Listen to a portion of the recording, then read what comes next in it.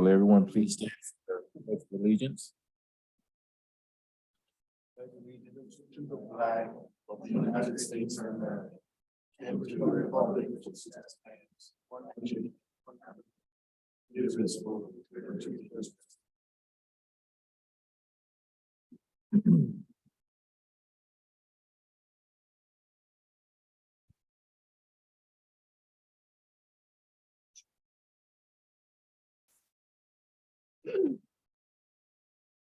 Okay, up next, we have a roll call.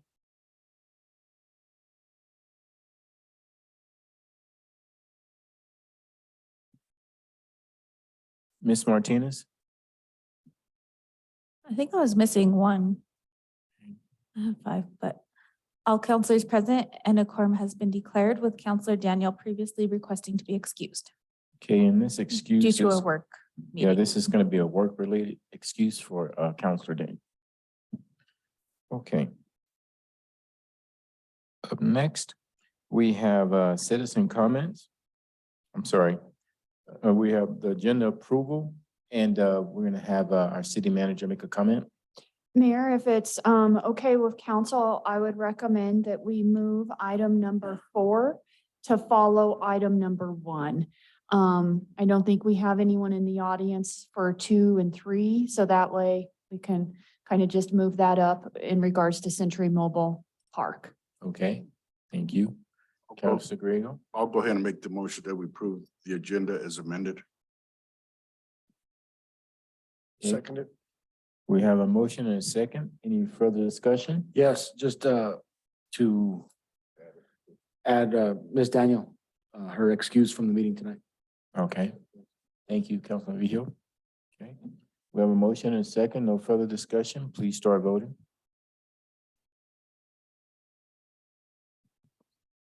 Ms. Martinez? The motion carried unanimously. Okay, thank you. That brings us to the next item on the agenda, citizen comments. This is the portion of the agenda where we have anyone who in the audience who wanted to come up and say a few words. We ask that you keep your comments within 3 minutes. If you're still speaking at the 3-minute mark, we will politely ask you to end your conversation at that time. Ms. Martinez, I don't have any cards today that were presented to me. I don't have any either, Mayor. Okay, so if you don't mind, could you go to Zoom and give the participants instructions on how they can raise their hand so I can recognize them if they would like to make comments? Yes, sir. If you're on the Zoom app and you want to talk for citizen comment, you'll use the raise your hand feature in the bottom of your screen. If you're on a telephone, you'll dial *9. Mayor, I don't see anyone raising their hand. Okay, Ms. Martinez, I don't see any hands raised either, so I'll go ahead and close the citizen comment segment, and then we'll move on down to the next item on the agenda, ceremonial items. Introduction of Mario Linares as the new community service officer. I believe we have a chief up here to do that. Mr. Mayor, City Council, thank you for having us tonight. So Mario Linares was born, I'm going to do the best I can here on this, was born in Jacona, Michoacán, Mexico. Sorry, tried. Moved to the United States when he was 2 years old. Mario was raised in Alamosa and graduated from the Alamosa High School. Mario attended Colorado Mountain College in Glenwood Springs, where he obtained his associate's degree. Mario and his wife, Julia, have 3 girls, Ophelia, Arwen, and Lucia. Mario is currently a volunteer firefighter for the Alamosa Fire Department, has served with the fire department for nearly 9 years now. Mario has always had a passion and desire to work in the law enforcement field, and we are very happy to introduce him today as our newest community service officer. So the mic is yours, Mario. Come on up, buddy. Good evening. Nice to meet you all. Thank you for having me here. It's been a pleasure working for Alamosa Police. And I am grateful for the opportunity they gave me and looking forward to learning so much more. Okay, council, any comments? Council Vio? Thank you, Mayor. Welcome to the team, Mario. I've known you for quite a while now. You're a friend of mine, so just welcome to the team and thank you for your service. Thank you. Okay, Counselor Carson, then Counselor Griego. Welcome, be safe out there and, you know, the city's glad to have you. And it's good to have people that have grown up here and know everybody, know the people. And so, again, welcome and be safe out there. Thank you. Counselor Griego. Thank you, Mayor. Also, Mario, welcome. One thing that I appreciate of the chief is we're hiring officers that could speak Spanish. And I know Mario could speak fluent Spanish. And since majority, almost half of our population is Hispanic, it's good to have people que pueden hablar en español y explicarle a la gente lo que está pasando. So, welcome. Gracias, señor. All right. Thank you, and I'll wrap things up, Mario. Thank you so very much. One thing I like about Mario, I've been knowing him for several years, is he always has a positive attitude and a smile. He wears it all the time. So looking forward to having you on the team, buddy. Thank you. Thank you. Appreciate it. You're welcome. So council, tonight, if you all don't mind, can you talk into the mic? I had some people in the back said they can't hear. So if you all don't mind speaking to the mic, okay? All right. Thank you. Okay, Chief Stone, I believe you're up next.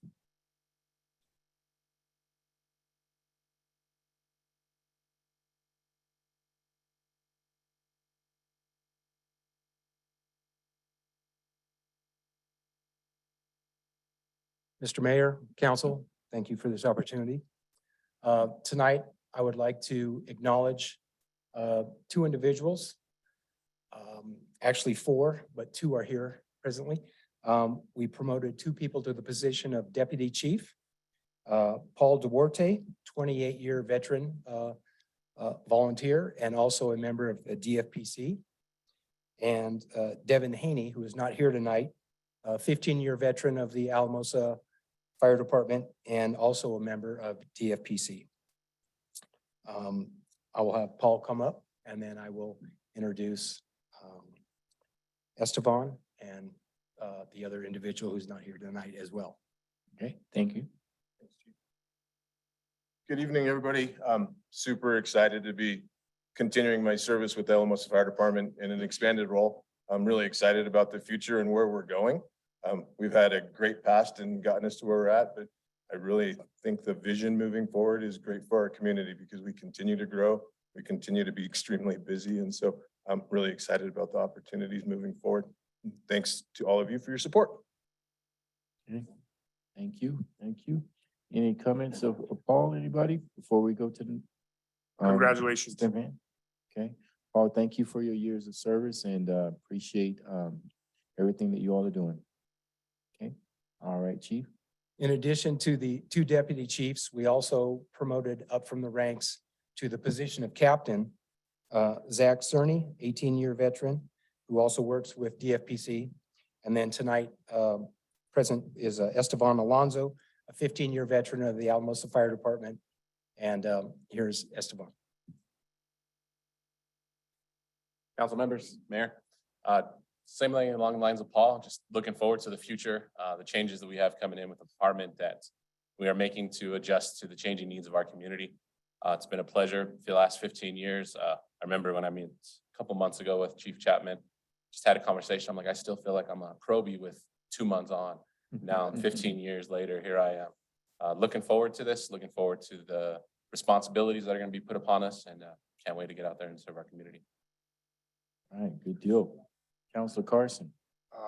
Esteban, congratulations. I've known you doing this for a long time. I remember working with you and you having to leave, you know, to rock and roll. And congratulations, you guys are doing great. And yeah, you guys are extremely busy. We broke some of that down in our work session this summer, and it was wild how many calls you guys get. So keep up the good work and be safe out there too. Thanks. Counselor Hensley. I just want to thank all of you for what you do, keeping us safe, and what a positive energy. All of you do so much to help, and it's volunteering, and that obviously you can be called 24/7, and you and the whole crew that you do this for us. And so just want to thank you. Hey, Esteban, I wish you much success as well. Tell you, you don't look like you've been working 15 years, man. I need to change careers. All y'all look young for working all those years. Good now. Must be the hairstyle or something. Good deal. Thanks. All right, buddy. Thank Thank you all so very much. Appreciate it. All right. Okay, that brings us to the next item on the agenda, consent calendar A.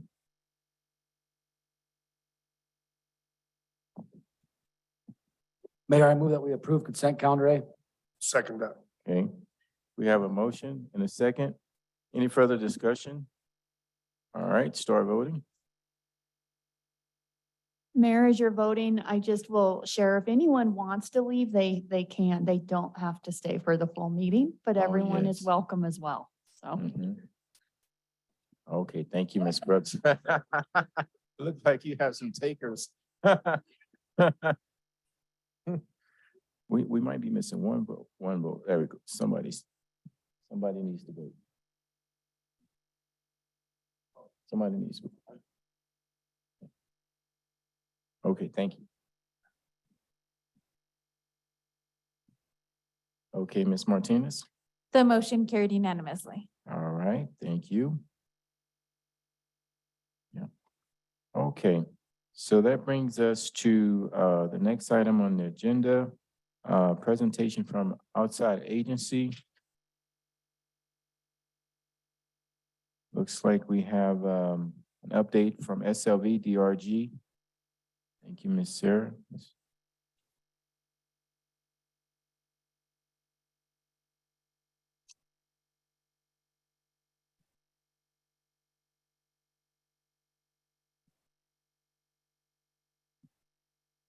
Mr. Mayor, Thank you. Council, Ms. Brooks, thank you so much for having me tonight. I quickly wanted to go over some projects that the DRG and COG is working on in hopes that the city and the COG and/or DRG can collaborate more fully with the city in the work that you guys are doing. If there are current projects that you may have that would relate to or fit in well with an application that we would like to work on, we'd just like to invite that participation. Wanted to go over first the organizational chart. That's the colored chart. A lot of people ask us how our organization is set up, and the development resources are the left-hand side of the page is our nonprofit side. It houses a lot of our business development, our revolving loan fund, our EDA development district. We also house the fiscal agent for the SBDC, the SLV Community Foundation, Enterprise Zone, and we've recently applied to DOLA to become a nonprofit regional access partner. I mention that because it's a group of grant funds for nonprofit agencies that I know approach this group seeking funding and support for projects in the area. Applications can be accepted from organizations that have a budget between 150,000 to 2 million, and the maximum request is 100,000. Approval for those projects, we hope to find out about whether the DRG was approved for that by year end. So if that's the case, please forward organizations that may fit into that category to us, and we'd love to help them find funding to build capacity, recover from COVID, and just build their organizations to be stronger. On the right-hand side of the page is our Council of Governments, which uniquely facilitates and convenes both county and municipal organizations throughout the region. We have recently applied for the DOLA mini grants that I did mention to Heather, in hopes that in your budget planning season, if I'm not too late to mention that, hoping that you can set aside $5,000 match in case you have a small capital improvement project that would fit within that smaller end of some city work that would need to be done. We've done a lot of sidewalks, park improvements, things like that, that just don't fall into other projects, but those are it's a $10,000 project maximum with a $5,000 match required. Under that Council of Governments, I wanted to mention also, we currently are working on a broadband project for the region. We're halfway through that project. We have a year left. We have 2 contractors that are working on that project to complete both digital equity to find out where and who may need service throughout the valley. Right now, that contractor is focusing mostly on Caneos County and the municipalities that make up that county to find out where those dead zones are, work with the internet service providers to see if we can open that up more and just get more access to more people. We are also, as Eric is aware, working on a 1041 template, an intergovernmental agreement that we hope to put into place at the recommendation of Attorney General Phil Weiser to protect water exports from the valley in hopes of protecting our economic drivers, mostly ag, but businesses also rely so heavily on water resources to complete their work. We're really wanting to encourage and request participation from the city on that project, hoping that your input and involvement will represent the desires of the city to advance those water parameters that are important for the city itself. So thank you, Eric, for attending the meetings that you have come to, and we really appreciate that and hope all counties and all municipalities will come and make their voices heard to represent their cities. So let's see. We are also applying for additional grant funds for our revolving loan fund. We've used and expended all of those to new businesses here in the valley, which is a great problem to have. These are businesses that just need gap funding to help open a business and meet the down payment requirements or what have you that local banks may require. We partner with those banks to help reduce their risk, and our focus is job creation, quality job creation. I've covered a lot of ground really quickly, but just more than anything wanted to come. Thank you for your involvement and participation in our Council of Governments and support of the DRG, both organizations, and ask if you have any questions about anything that I might could answer, or if you have current projects that we could be involved with together. Okay, thank you, Ms. Stover. We're gonna open up the mic for council. Any comments or questions? Wow, you did a very good job. So thank you and welcome back to DRG. I'm happy for you. Thank you so much. You're welcome. Take care. Thanks. Okay, that brings us to the next item on the agenda. Board of Commissions Business 2022 Cattails Golf Advisory Board update.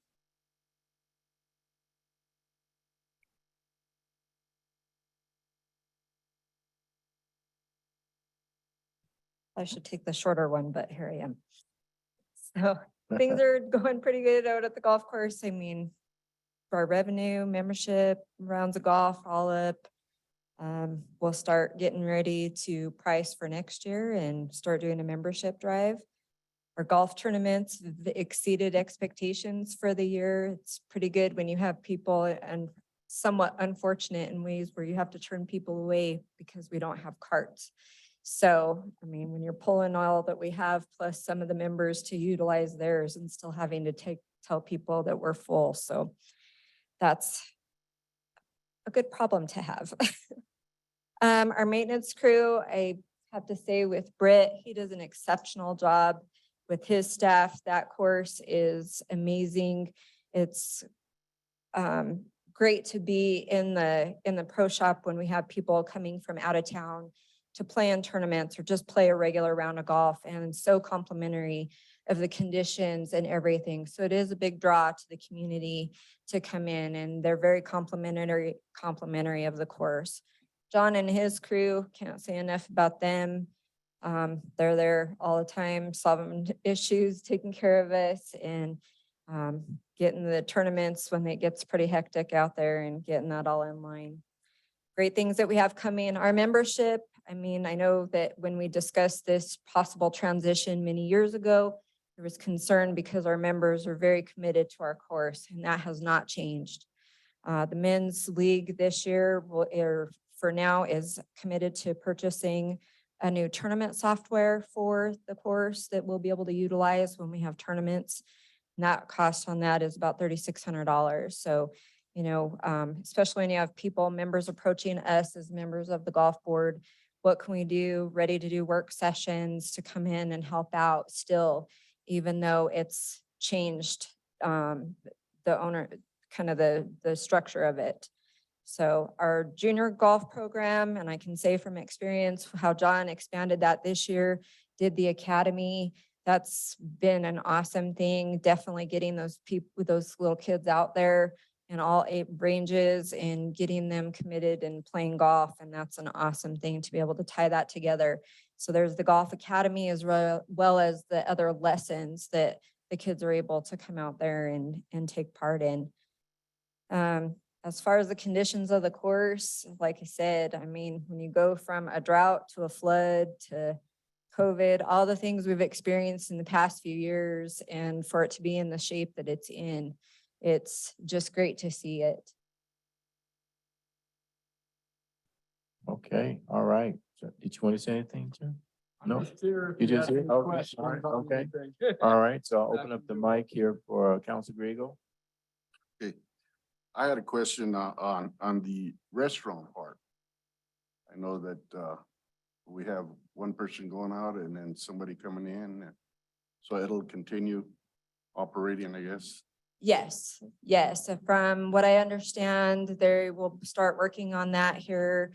Of course, I think that we're basically closed for the season, or are headed that direction with the cold weather and that rolling in. So it's really not an opportune time to open a restaurant in the winter.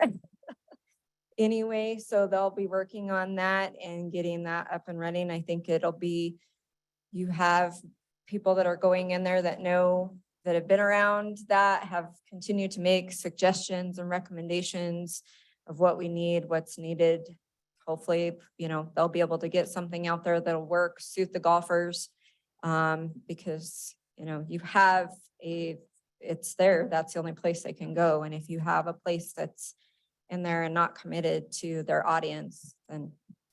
And Joelle, if I can just jump into Kathy, if you want to come up in case there's any additional questions, but I'm not sure how much background we provided. So we did receive notice from the previous restaurant that was leasing it that they did not intend to renew their lease. They were not seeing the profits that they had expected. Once we received that notice, Kathy and Andy did a competitive process to see who might be interested. Was it 5 proposals that Kathy received? So there's 5 proposals. Very, very competitive. And then with Kathy's own thought, she figured, you know, let's pull together stakeholders from both the golf board, users, the neighborhood in the area, those types of things, in order to weigh in on those proposals. And so I feel like it was a really good process to determine. And Kathy, I believe while they're not going to be open, as Joelle said, are they going to, if anyone wants to host special events or anything, I think that is a possibility. That's correct, Heather. They are opening themselves up to host Christmas parties, Super Bowls, certain events. They've got it all figured out. Like Joelle said, these are people that are used to being around the golf club, have some resources, have some background on, you know, how maybe it will be a successful operation this time. It's been a struggle. And I think on the city's end, staff has done an amazing job bringing it, you know, to a point where it should be able to be successful. So I think these 2 components together are going to be success this time. We're hopeful. And can we share who it is? I think so. Okay. You could tell me be quiet if you want. Junior Atencio, who has a vast amount of experience in food. I guess, what do I want to say? In the food business and many other talents. And then Eddie Valdez too. And both of them are avid golfers. Eddie's on the golf board. Is Junior too? No, just Eddie. And they really have a good plan. As Heather said, we wanted it to be fair. We wanted people to feel like they all got a really good chance. We did have 5 applications. 1 dropped out at the very end. 4 applications went to a group that we got together, and everybody unanimously, there was not even much discussion about it. Felt like this team has the best chance to go forward successfully. Having been to some different various golf courses, I think that their plan is very well structured to keep it simple, meeting those needs, get people in, get them out, with additional opportunity to bring the community out there to have that as well, and the neighborhood. So I think with their initial plan that we have the brief parts, the pieces that we've been able to hear, I think that they'll be able to put a good package together. Okay, One thank more. you. Oh, go ahead. Oh, no, go ahead. Yeah, I Councilman just Hensley. had one more comment. As we did it, the city transition, I had a chance to talk to a couple of the board members.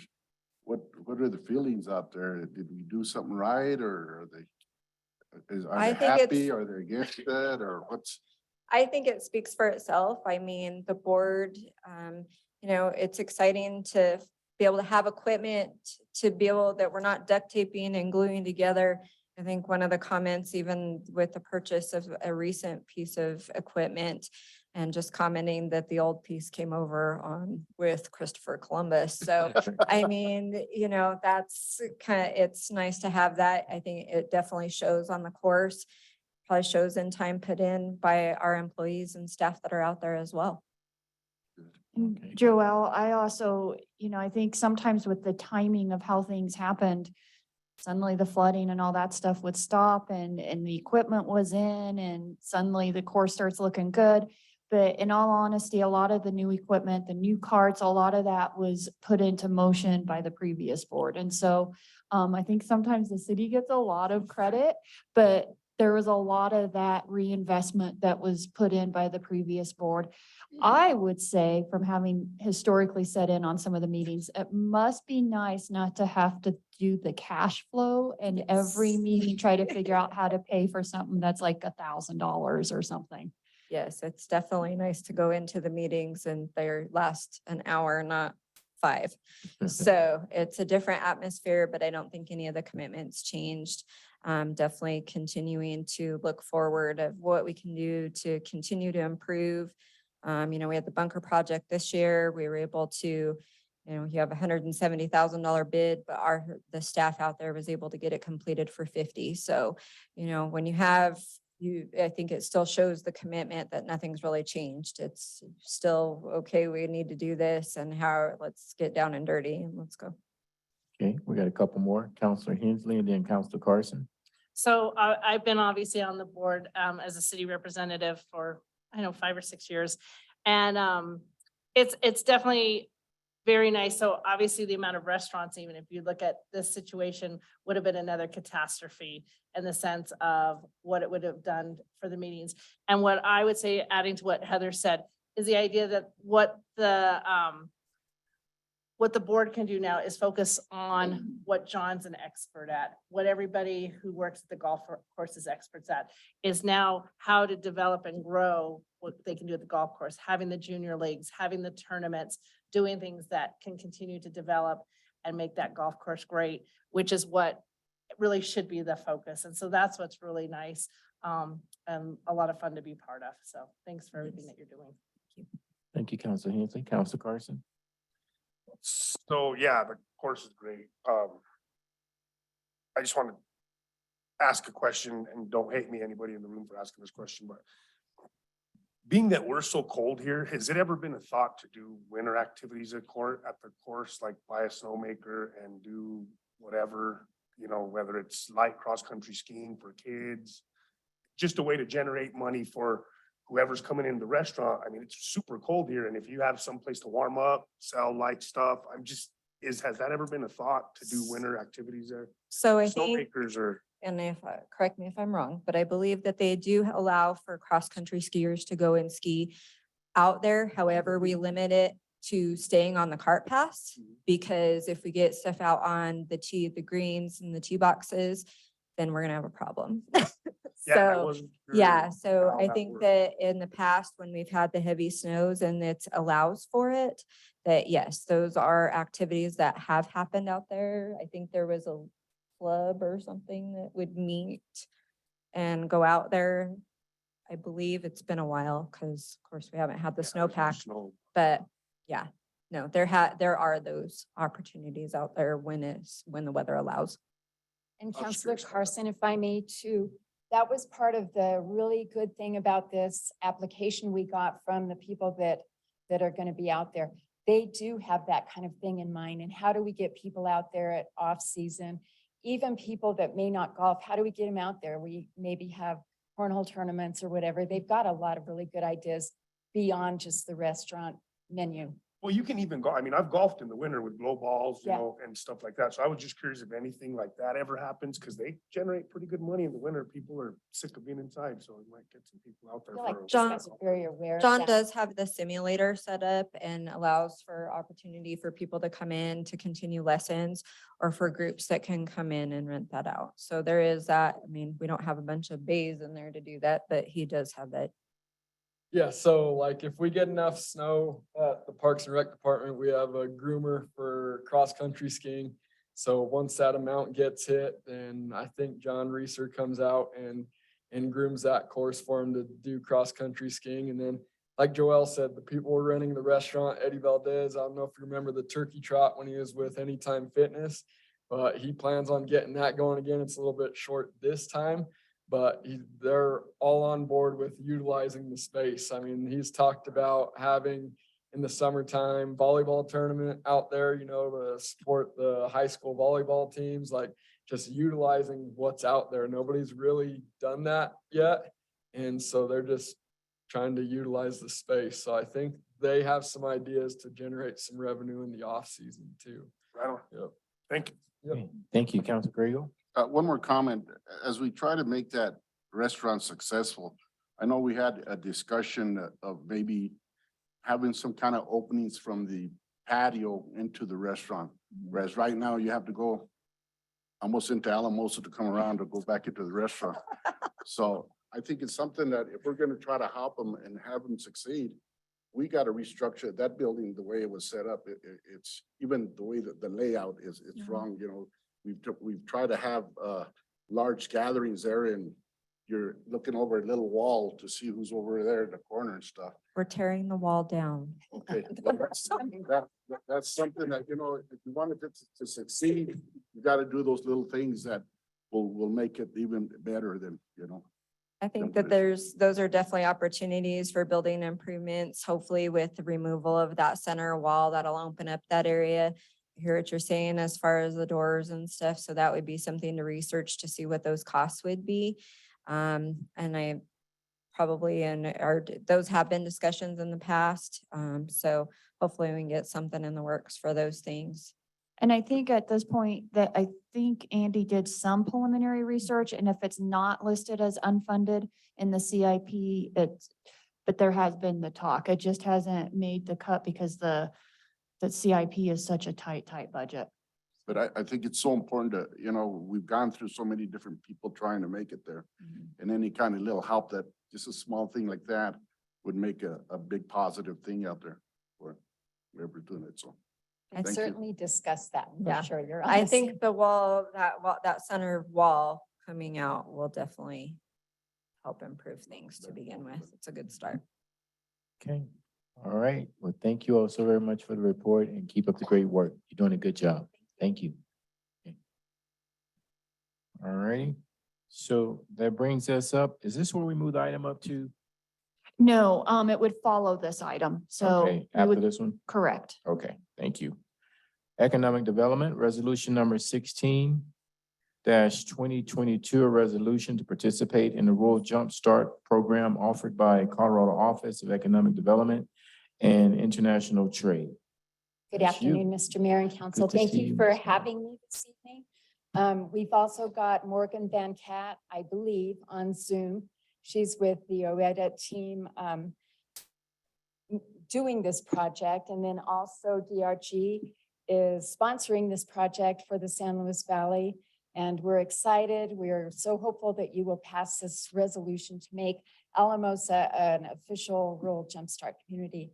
I won't go into great detail because I think everything was in your council communique, but I'm sure here to answer questions or clarify anything I can for you. And Morgan will jump in if I look at her and she knows I don't know the answer, she'll be here. So not to do too much details, but it does, by participating in this, it does allow new businesses to receive certain tax benefits and credits from the state. The only thing that it would require from the city is that we would waive our business personal property taxes, but we don't collect those. So really, this is just a huge win to be able to help potential new businesses. That means new jobs to the community. There is no downside to this. It's a great offering from the state to help communities that struggle a little bit like we do, and other communities just have something to offer that we don't currently have that might just be the spark that brings a company from another state here. There are all these rules and regulations that you got. They have to qualify, but if they do qualify, this gives us a little leg up to maybe attract some brand new business. Okay, And thank you, Ms. Wood. if I might jump in really quick, I just wanted to highlight that the city and county of Alamosa have both been wonderful in working with us as a partner to get this program adopted.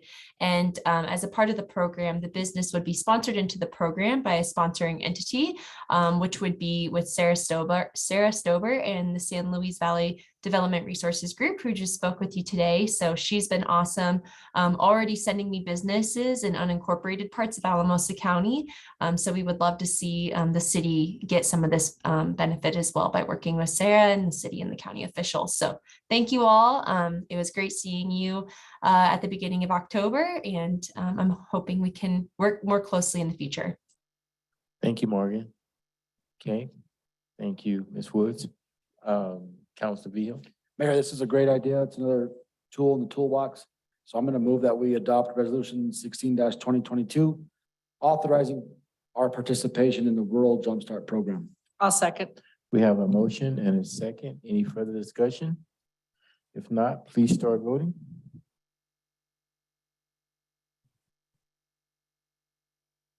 Okay, Ms. Martinez. The motion carried unanimously.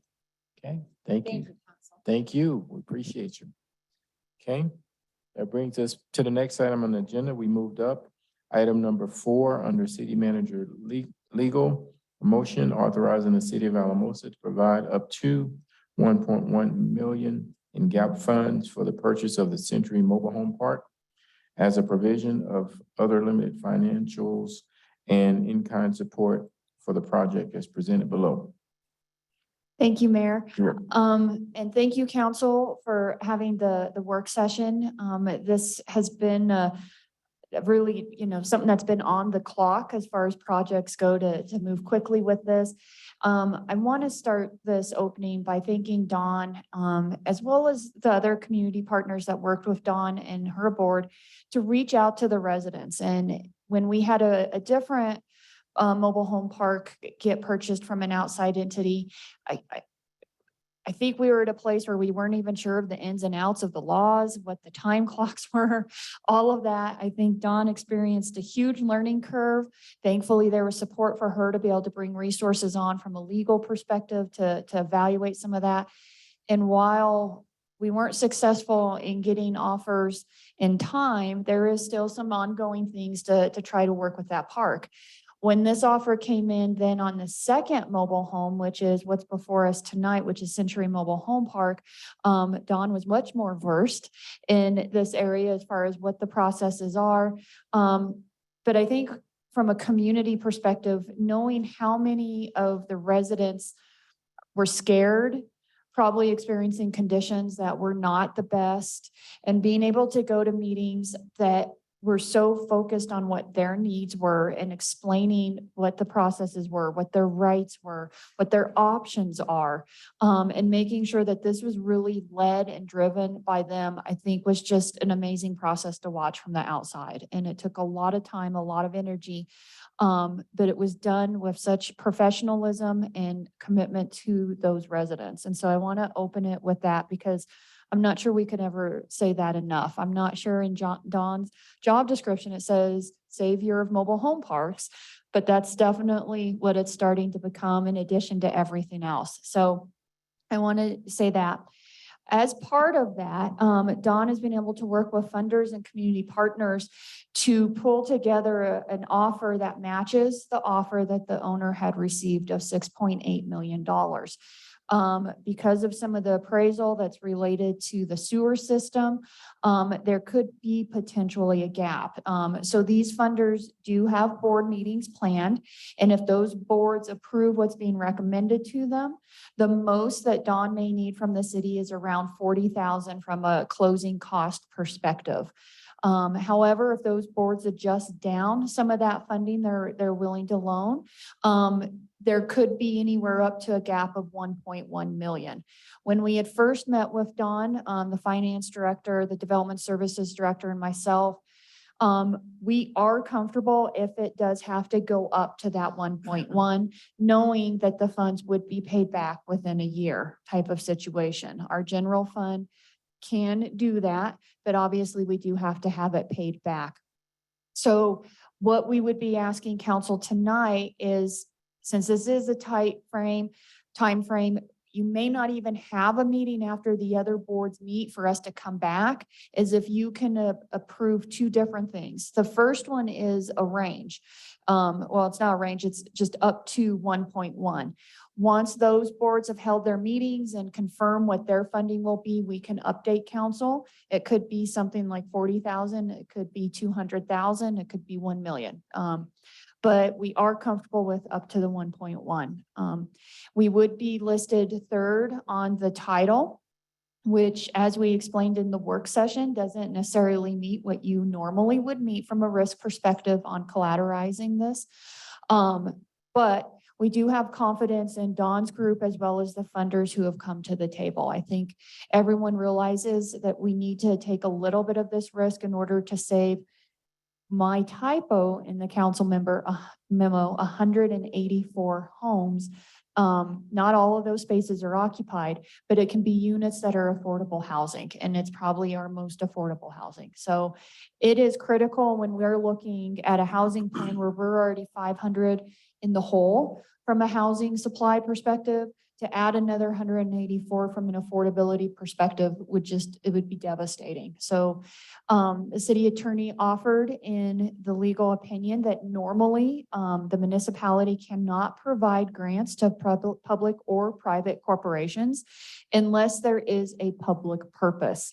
And given what we've been seeing nationally of corporations buying these parks and quickly raising rates and or turning it into a different use, knowing what the impact is to our community, to our residents who are at risk, we are definitely meeting that public purpose exception. But it is important to make sure we talk about both that fiscal side and the legal opinion. So that is the first question that would be before you tonight, is to authorize us to provide up to 1.1 million with that to be paid back within 1 year. The second request is related to it's the technical knowledge and our ability to work closely with Don to accomplish something that needs to be handled out there. And that is either the repair or entire replacement of the sewer system. Until we actually evaluate it, we're not sure how extensive it is. But that system does need to be repaired. We've had preliminary discussions with USDA. It seems like it would be very competitive from a grant/loan perspective. But in order to even apply, we need to have design and engineering.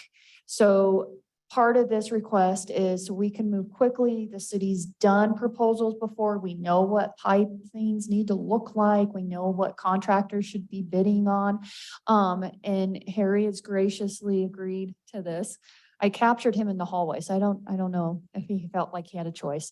But, has agreed to help from a project management side of it, to handle the bids, to review it. Obviously, Don's group would make the decision, but then, we can use that to submit to the grantor. And if we're successful, then we can be the project manager of seeing to make sure that gets done. That allows Dawn and her limited staff to focus on taking ownership, making other changes that need to be made, making sure the funding is secured, all of those other types of things. And so it's a way for us to help eliminate some of the stress on this project. Dawn, was there anything else I should mention?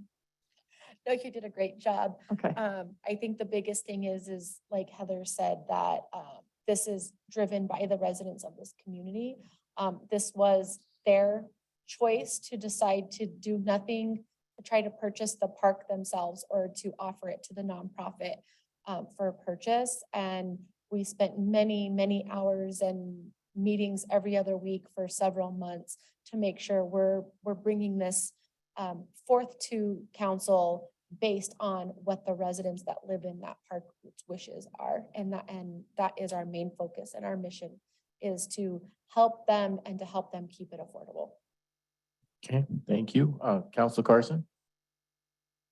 I was just gonna ask if we have any more discussion on this. I was gonna move that,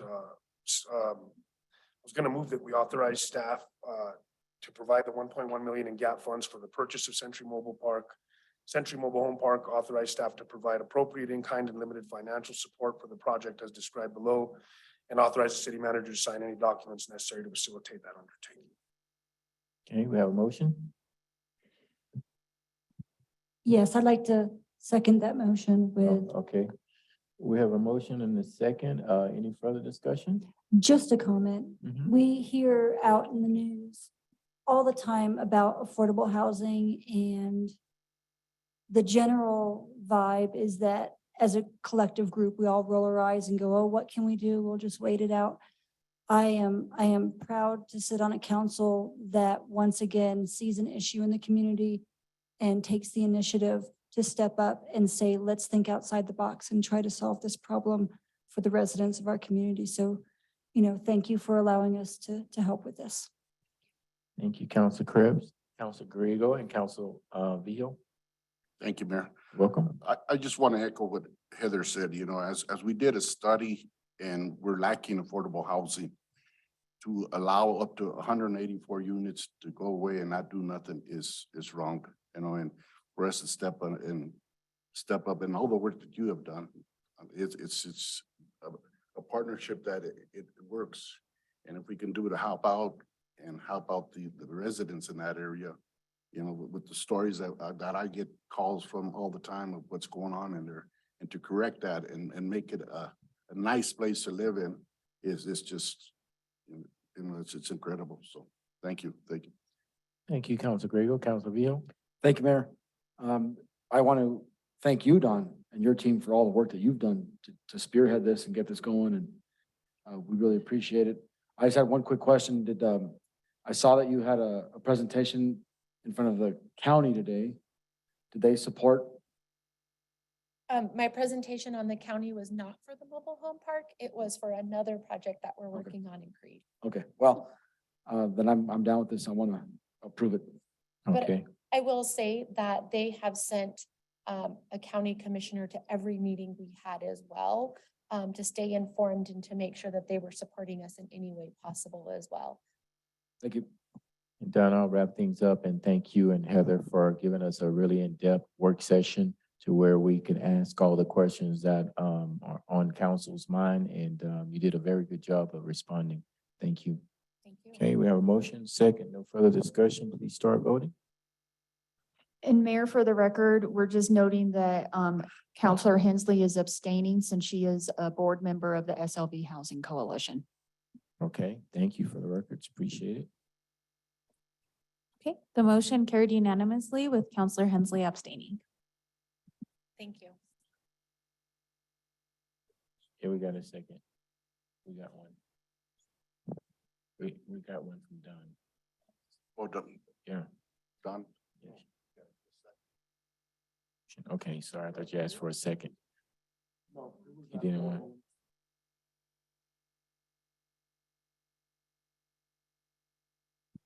Thank you, Council Grego. Yes. I just want to thank Counselor Hensley for all the work she did on that board and, the work the Housing Coalition's done.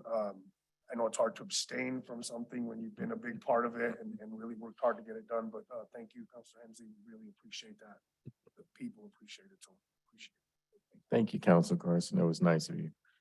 Okay. All right, that brings us to the next item on the agenda under fire. The second reading and public hearing of ordinance number 2022. You guys are doing really good on time. So this was on consent because this is mostly just some housekeeping. The most significant update is it does reflect the change where the fire department is now using mostly, or not the fire department, the airport is using mostly their staff to respond from an ARF perspective. And so we are still there should they get shorthanded or something like that.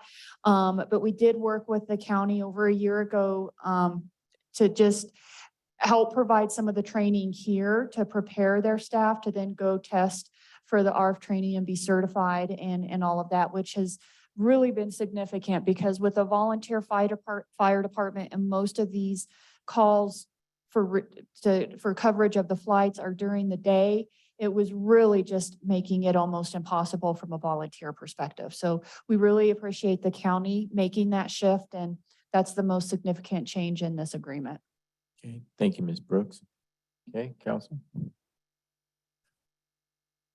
Okay. All right, so I'll go ahead and open up thank you, Council Grego. She said we were moving along pretty smooth, so good. I'm gonna go ahead and open up the second reading and public hearing for ordinance number 20-2022. An ordinance approving an intergovernmental agreement with Alamosa County and the San Luis Valley Regional Airport for mutual aid and provisions of aircraft rescue and firefighting services at the San Luis Valley Regional Airport. We have anyone in the audience who would like to come up to the podium to voice any concerns you may have. This is the time to do so. Okay, doesn't look like anyone's coming from the audience, so now we'll open it up to the participants who are on Zoom. If you would like to make comments at this particular time, please raise your hand by hitting the raise your hand feature on the computer, and we'll recognize you. Ms. Martinez, I don't see any hands raised.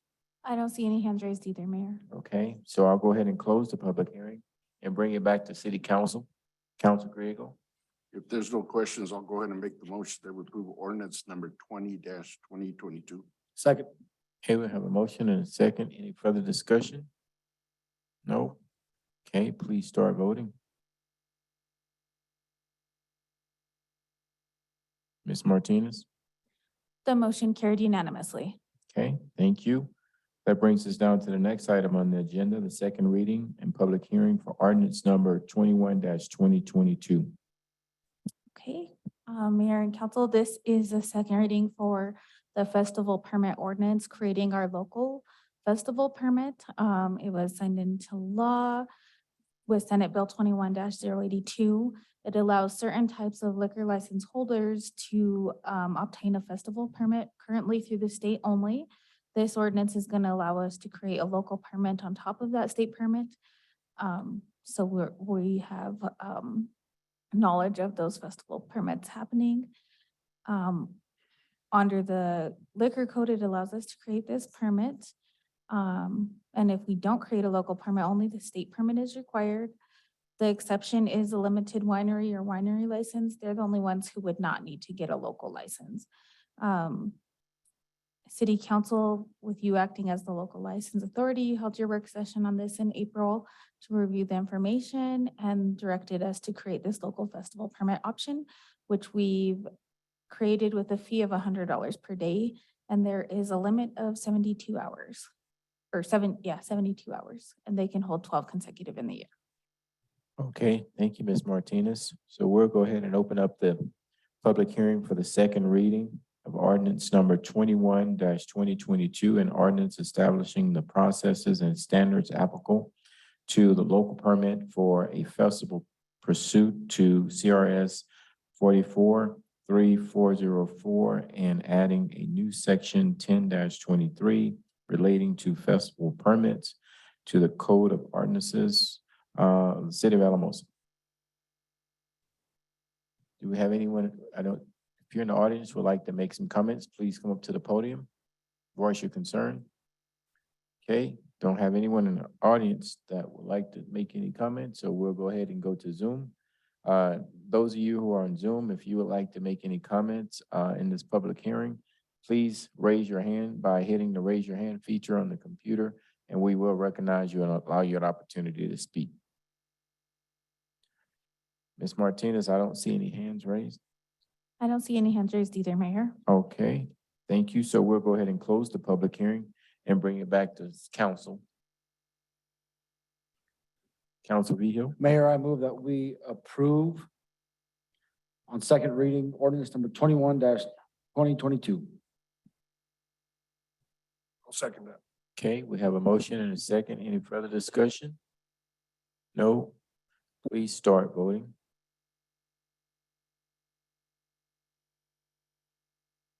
Okay, Ms. Martinez. The motion carried unanimously. All righty, good, thank you. Okay, that brings us to the next item on the agenda, resolution number 15-2022, a resolution amending resolution 17-2010. Okay, council, so at your work session where we talked about the festival permit on the state, under the state liquor code, we created this local festival permit with the previous ordinance in order to streamline processes and timelines. This resolution is giving administrative authority to the city clerk to process and issue these types of permits. During that work session, you also directed us to update this resolution to include special events permits to be issued by the city clerk that are on city-owned property. Previously, these were all brought before the liquor license authority to approve, but because there have not been protests filed on any of them, they're often just put on consent calendar B for approval.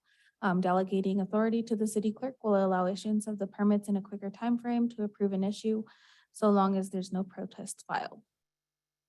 Okay, thank you, Ms. Martinez. Okay, Counselor Carson. Mayor, I move that we approve the resolution to delegate authority to the city clerk to issue special event permits on city-owned property and to issue festival permits. Second. Okay, we have a motion and a second. Any further discussion? Not, please start voting. Thank you, Ms. Martinez. The motion carried unanimously. Okay, thank you. Thank you, council. That brings us down to committee reports. Do we have anyone with committee reports tonight? No, no committee reports. Okay, that'll bring us down to staff announcements. So we do have two for you. The first one is we have closed on the Walsh. So we were able to renegotiate with the seller to reduce that asking price by about 13,000. There is additional risk to us, as you know, now that there is a fire, it's been designated an official spill, which brings a lot more risk from a cleanup perspective. So the price was reduced from the previously agreed amount of 85 down to 72. So we were able to get that reduced. Rachel is working then to set into process so we can apply for a grant through CDPHE. Given the grant limitations, what we're going to focus on is it may become more of a two-phased project where we will use this grant to demolish and properly remove the part that is in the back that where the fire was mainly focused on. And then we've already been out there to heavily secure and board up the building more than it has been in the past because trespassing has been a problem. And then into the future years, we will identify additional grant funds to help with the remaining part of the demolition, but that will help remediate the immediate risk of potential collapse and those types of things. And we will be staying on top of it to prevent trespassing. Any questions on that? No questions. Okay, Thank you. and then Holly? Okay, so I just want to talk to you about your December 21st regular meeting. Since it's near the holidays, we were wondering if you guys wanted to hold the meeting or if you would like to cancel it. So I looked at the agenda too, and it's just so you all know too, a lot of the items that are on there, it can be transferred to the January 1st, the first of the week in January too. Council Vito? That was my question. Okay. Okay, Need a motion or consensus? Is there anyone not comfortable canceling it that is like, we need to meet? Okay, we will have sorry, Holly. Oh, okay. We'll bring the resolution to cancel the meeting at the December 7th meeting. okay, thank you. All right, is that it, Ms. Brooks? Wow, you did that pretty quick. Good job. All right, so council, we're down to the last item on the agenda tonight. Council comments. Council Vito? Mayor, thank you. I have a message here from a friend who sent this to me this morning, and I want to bring it to your attention.